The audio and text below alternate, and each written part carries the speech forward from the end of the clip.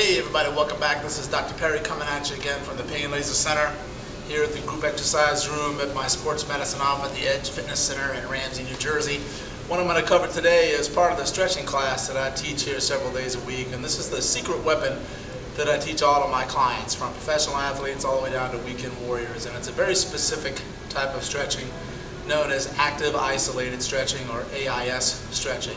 What this stretching is based on is a premise that's called reciprocal inhibition and stretch reflex. What I mean by that is that if you hold a stretch any longer than 2 seconds, your nervous system and your brain actually tends to lock up and seize up that muscle and makes it even tighter. So when people do static stretching, which is where you kind of lean in, hold and contract and hold for long periods of time, you run the risk of actually tearing or injuring that muscle, especially if you're doing it and stretching it cold. What active isolated stretching is based on doing repetitions, up to 10 repetitions, holding the stretch for only 1 to 2 seconds, and using a rope or a band to actually assist the stretch at the end of the stretch with 1 to 2 pounds of additional pressure.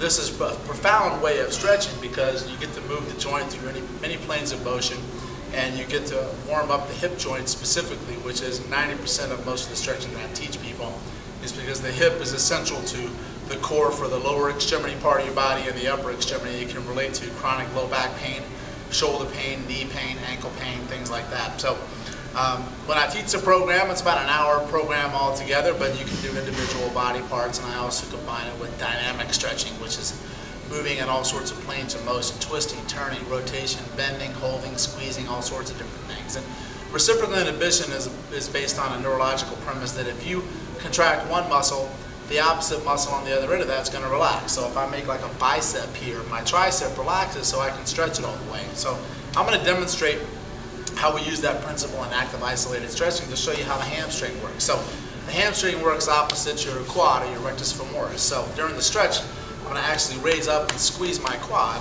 which neurologically shuts down the hamstring. So when I stretch it, I get a much more productive stretch. The rope is going to assist me as I go. And you'll notice that during the maneuver, I'm going to actually angle my feet a little bit because there's multiple heads to the hamstring.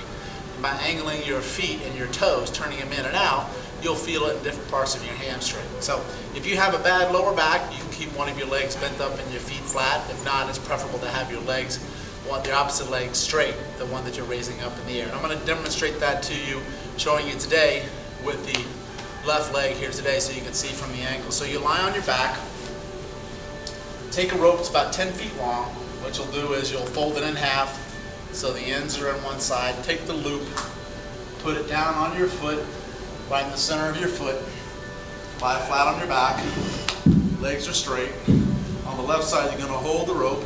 The side that's down, you're going to keep your knee locked. You're going to concentrate on driving your right heel, pushing it away from your head, which is actually going to contract your glute on this side, which is going to help stretch your hip flexor on this side, which runs from your spine to the inside of your hip while we stretch your hamstring. So we're going to raise up here, high as we can go. Then we pull into the stretch with the rope, 1 to 2 pounds of additional pressure for 2 seconds, and then we let the rope feed back down, and then repeat. And up, 1, 2, and down. And up, 1, 2, and down. It's very important when you do this to not stop trying to bring your leg up at the same time you pull in the rope. So what I don't want you to do is bring the leg up, let the leg go dead, and just try to muscle the rope. You do both at the same time. So it's up, 1, 2, do about 4 to 5 repetitions, then turn your toe out, so your toe is turning to the left, and then come up, keeping your knee locked. You'll feel it in a different part of your hamstring.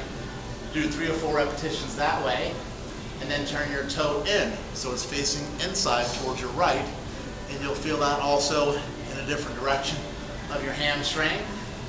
You do 10 to 12 repetitions, relax down, sit on up, reverse, take over, and repeat on the opposite side. There's other variations that we do for front of the leg, inner thigh, outer thigh, calf, soleus, upper back, shoulders, you name it, we can hit it. I guarantee if you do this before your athletic events, or if you're a runner, or you do any other kind of sports, you'll notice a significant and profound difference in your performance.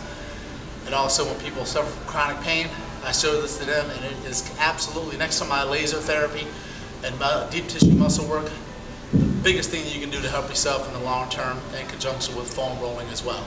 So look up active isolated stretching on the internet. Take a look at my website, painlasercenter.com. You can see some more about it. You can actually order some stretch ropes right from the website. If you got any questions, give me a call. You reach out. Hope this was helpful to you and you enjoyed it. This is Dr. Perry. Till next time, we'll see you soon.